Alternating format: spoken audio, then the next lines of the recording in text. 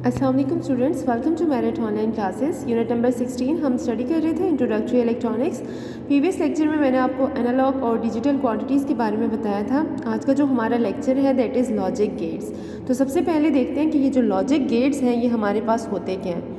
तो logic gates की student जब हम बात करते हैं, these are the building blocks of digital system.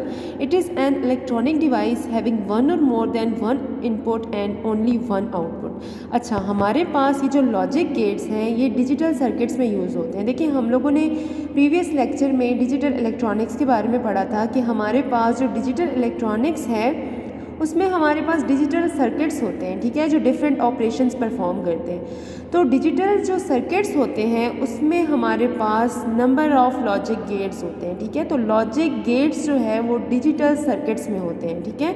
ये हमारे पास जो है वो डिजिटल सर्किट्स का एक, जैसे हम कह सकते हैं, बहुत इंपॉर्टेंट पार्ट कह सकते हैं। हम इन्हें बहुत, इनका जो बिल्डिंग ब्लॉक्स ऑफ हम इन्हें कह सकते हैं डिजिटल सिस्टम का। तो हमारे पास ये डिजिटल सिस्टम में सिर्फ यूज़ होते हैं, डिजिटल सर्किट्स में यूज़ होते हैं, एनालॉग सर्किट्स में ये यूज़ नहीं होते, ठीक है।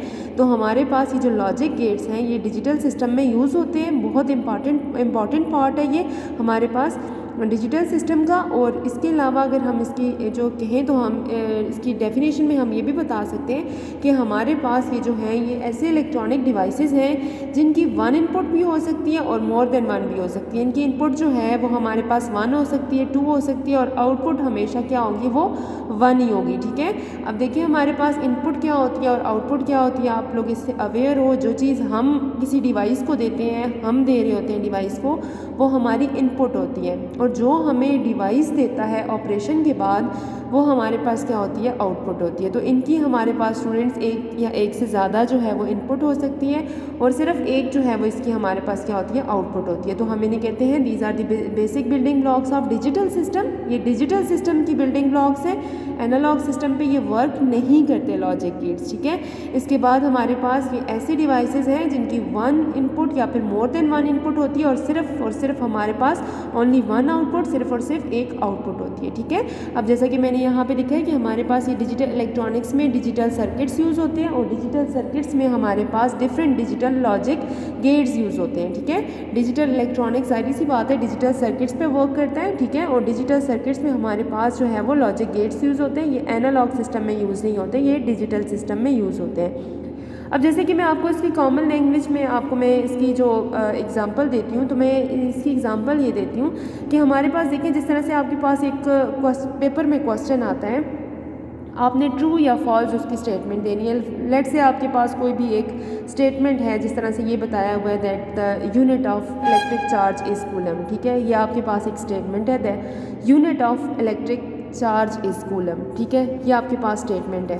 अब आपने क्या करना है, आपने इसको बताना है कि ये जो आपकी स्टेटमेंट है ये ट्रू है या फिर फॉल्स है, ठीक है। आपने ट्रू या फिर फॉल्स स्टेटमेंट बतानी है। तो उसके लिए स्टूडेंट हमारे पास देखें, ये हमारे पास स्टेटमेंट लिखी हुई है, आपने बताना है कि ये स्टेटमेंट ट्रू है या फिर फॉल्स है, ठीक है। या तो देखें, एक ही केस होगा, या तो ये स्टेटमेंट हमारे पास ट्रू होगी या फिर फॉल्स होगी। एट द सेम टाइम ना तो ये ट्रू हो सकती है और ना ये फॉल्स हो सकती है, मतलब दोनों ट्रू और false at the same time नहीं हो सकती। या ये स्टेटमेंट क्या होगी, ट्रू होगी या फिर फॉल्स होगी। तो इसी तरह से देखिए, हमारे पास ये जो स्टेटमेंट है ये सिर्फ ट्रू या फॉल्स हो सकती है। तो इसी तरह से मैंने कल भी बताया था आपको, प्रीवियस लेक्चर में भी मैंने एक्सप्लेन किया था कि हमारे पास ये जो डिजिटल इलेक्ट्रॉनिक्स होते हैं ये क्या करते हैं, ये या तो हमारे पास ऑफ स्टेट में होते हैं या फिर ऑन स्टेट में होते हैं, ठीक है। ऑफ और ऑन हमारे पास इनकी क्या होती है, एक जो है वो ऑपरेशन होता है। इसके अलावा ये किसी पे वर्क नहीं करते, या तो इनकी ऑफ स्टेट होती है या फिर इनकी ऑन स्टेट होती है, ठीक है। सिर्फ दो ही इनके ऑपरेशंस हो सकते हैं, या तो ये हमारे पास जीरो स्टेट में मींस ऑफ स्टेट में होंगे, और या हमारे पास ये ऑन स्टेट में होंगे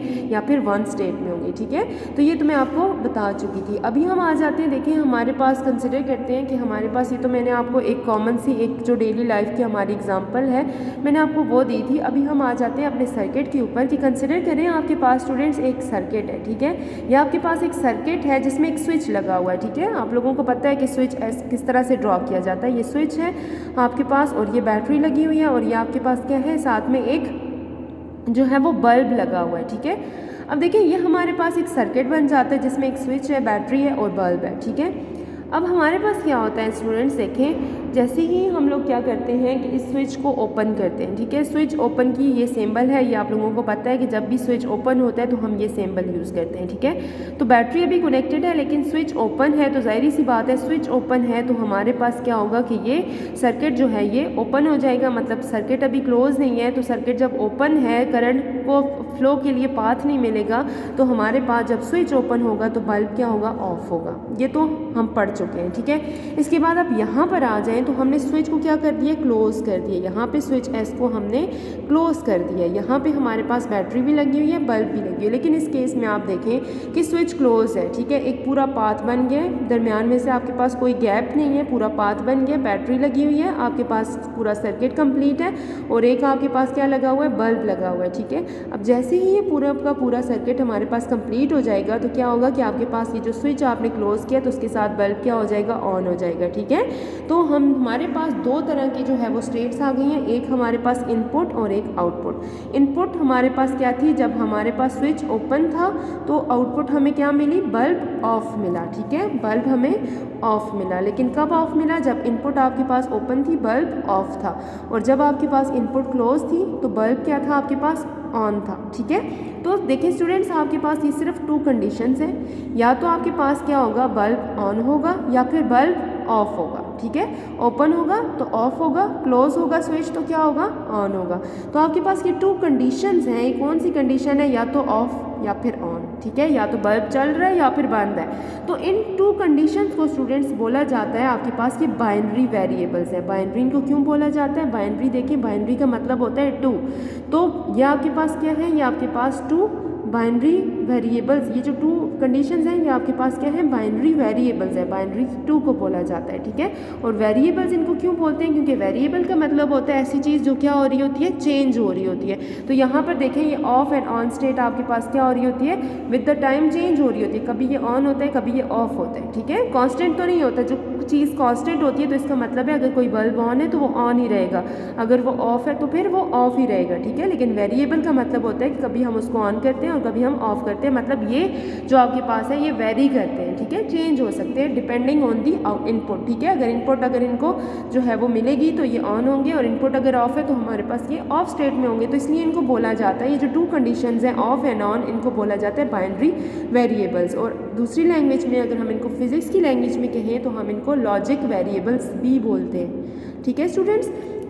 तो देखें अब हमारे पास ये जो बुलियन इक्वेशन है, जो जॉर्ज बुलियन एक साइंटिस्ट था, ठीक है, जॉर्ज बुलियन उसका नाम था, उसने बहुत वर्क किया था इन पे इस पे बाइनरी वेरिएबल्स पर। तो उसने ये कहा था कि हमारे पास ये जो बाइनरी वेरिएबल्स होते हैं, ये जो मैंने आपको टू कंडीशंस बताई हैं, अब हम हर जगह पर ऑफ और ऑन तो नहीं लिख सकते, तो हम 0 और 1 लिखते हैं, ठीक है। ये जो हमारे पास ये जो 0 और 1 है ये हमारे पास क्या है, बाइनरी वेरिएबल्स हैं, ठीक है, बाइनरी वेरिएबल्स हैं। 0 हमारे पास किसके लिए होता है, फॉर ऑफ स्टेट, और 1 किसके लिए होता है, फॉर ऑन स्टेट, ठीक है। जब कोई चीज़ ऑन होगी तो हम सिर्फ 1 लिखेंगे, और जब कोई चीज़ ऑफ होगी तो हम 0 लिखेंगे। और ये हमारे पास बाइनरी वेरिएबल्स हैं जिनको हम जॉर्ज बुलियन ने जो है वो इन्हें डिफ़ाइन किया था कि हमारे पास ये जो बाइनरी डिजिट्स हैं ये 0 और 1 ही होंगे। देखिए स्टूडेंट्स, आपके पास मेमोरी कार्ड्स होते हैं, यूएसबीज़ होती हैं आपके पास, आप देखें, अगर आप एक मेमोरी कार्ड को देखें तो उसके अंदर कितना ज़्यादा डेटा आप स्टोर कर सकते हैं, ठीक है। बहुत ज़्यादा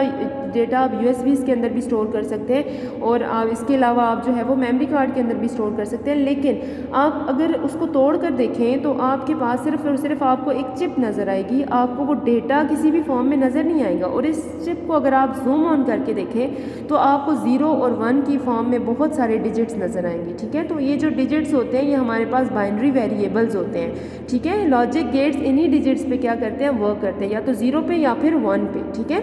तो इसके लिए हम लोग इसकी जो हमारे पास जो लॉजिक गेट्स होते हैं इसमें हमारे पास जो इनपुट और आउटपुट हम लोग लेते हैं वो सिर्फ 0 और 1 में ही लेते हैं, ठीक है। अब इनकी इनपुट्स और आउटपुट्स को शो करने के लिए हमने क्या किया है, हमने एक ट्रुथ टेबल डिज़ाइन किया है। ठीक है, ट्रुथ टेबल अब स्टूडेंट्स क्या होता है?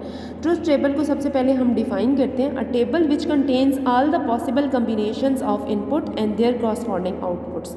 हमारे पास एक ऐसा टेबल जिसमें हम इनपुट्स लिखते हैं और उन इनपुट्स के रिजल्ट में हमें जो आउटपुट मिलती है, फॉर एग्जांपल आपने अगर 0 इनपुट दी है तो उसके रिजल्ट में हमें आउटपुट क्या मिलेगी, वो हम लोग वहाँ पे आउटपुट में लिखेंगे। फिर आपने इनपुट अगर 1 दी है तो उसके रिजल्ट में आपको आउटपुट क्या मिलेगी, आपने वो भी लिखना है। तो आपके पास एक ऐसा टेबल जिसमें आपके पास इनपुट और आउटपुट्स जो है वो आपके पास इनपुट्स और उनकी क्रॉसपॉन्डिंग्स आपके पास क्या हो, आउटपुट्स हो, तो ऐसे टेबल को हम क्या कहते हैं, ट्रुथ टेबल कहते हैं। The table which contains all the possible combination of input and there corresponding outputs. ठीक है, तो अभी हम देखते हैं हमारे पास टाइप्स कितनी है, जो है वो लॉजिक गेट्स की टाइप कितनी है। सबसे पहले आपने लॉजिक गेट को किस तरह से, लॉजिक गेट्स की आपने डेफिनेशन लिखनी है कि आपके पास लॉजिक गेट क्या होता है, आपके पास ये यूज़ कहाँ होते हैं। आपके पास लॉजिक गेट डिजिटल सर्किट्स में यूज़ होते हैं, एनालॉग में यूज़ नहीं होते। फिर मैंने आपको एग्जांपल दी है सर्किट की, कि सर्किट में देखिए आपके पास अगर एक ऑन स्टेट होती है और एक ऑफ स्टेट होती है। मैंने कल भी आपको स्विच से भी बताया था कि इसकी एक ऑन स्टेट होती है और एक ऑफ स्टेट होती है, और ये ऑन और ऑफ जो है वो हमारे पास बाइनरी वेरिएबल्स होते हैं जिनको लॉजिक वेरिएबल्स भी बोला जाता है। और जो जॉर्ज बुलियन था उसने क्या कहा था, उसने इनको 0 और 1 का नाम दिया था कि ये जो बाइनरी डिजिट्स हैं ये 0 और 1 होंगे। 0 फॉर ऑफ स्टेट होगा और 1 फॉर ऑन स्टेट होगा। ठीक है, इनको हम बाइनरी डिजिट्स बोलते हैं। और ट्रुथ टेबल हमारे पास, ये जो टेबल हमारे पास एक ऐसा टेबल है जो क्या करता है, जो इन सारी इनपुट्स और उसकी कॉरस्पॉन्डिंग्स हमारे पास जो आउटपुट्स होती हैं उनको जो है वो ये जिस टेबल में हम लोग ये सब कुछ रिप्रेजेंट करते हैं उस टेबल को हम ट्रुथ टेबल बोलते हैं। अब हम फर्दर जो है वो टाइप्स ऑफ लॉजिक गेट्स देखते हैं कि हमारे पास कितनी टाइप्स के लॉजिक गेट्स हैं। Okay, types of logic gates में देखें तो हमारे पास 5 तरह के लॉजिक गेट्स हम लोग यहाँ पर डिस्कस करेंगे। हमारे पास इनकी और टाइप्स भी हैं, लेकिन यहाँ पर आपकी बुक में 5 तरह के लॉजिक गेट्स को डिस्कस किया गया है। पहला आपके पास है एंड गेट, सेकंड आपके पास है और गेट, थर्ड आपके पास नॉट गेट है, फोर्थ आपके पास नैंड गेट है और फिफ्थ आपके पास नॉर गेट है। ठीक है, ये 5 गेट्स हैं, इनके अपने अपने फंक्शंस हैं, अपनी अपनी इनपुट्स एंड आउटपुट्स हैं। ठीक है, और इनकी अपनी अपनी सिंबल है जो वन बाय वन हम आगे जो है वो डिस्कस करेंगे।